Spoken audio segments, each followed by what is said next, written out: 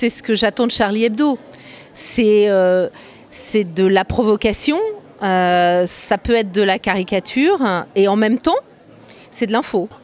Bah, ça me laisse perplexe, mais après c'est peut-être parce que je ne suis pas un lecteur habitué de la presse satirique. C'est propre à l'humour Charlie Hebdo, je pense qu'on le connaît et c'est ce qui fait à la fois leur succès et puis la critique qu'on leur donne. La viralité de ce dessin, à mon avis, ne sera pas forcément supérieure à la viralité d'un titre dans un autre magazine qui sera peut-être un peu moins choquant.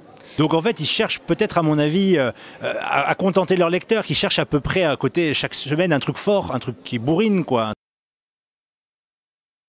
Elle démontre toute la difficulté que l'on peut avoir quand on est une presse engagée sur une enquête en cours ou sur une affaire à chaud, d'être dans le factuel et la réalité. Parce qu'effectivement, on est censé, nous journalistes, ne pas céder à l'opinion publique, à des mouvements d'opinion, et on est censé rester sur du factuel. Alors c'est beaucoup plus froid, c'est beaucoup plus chirurgical, je dirais. On a l'impression d'être sur une affiche de série de thriller, en fait. Donc en fait, je pense que la mise en scène n'a rien à voir. Là, on est vraiment dans un truc beaucoup plus réfléchi par un graphiste et beaucoup plus technique, où voilà, comment on va faire passer un message par l'image. Oui, il faut qu'un titre claque, il faut qu'une une claque.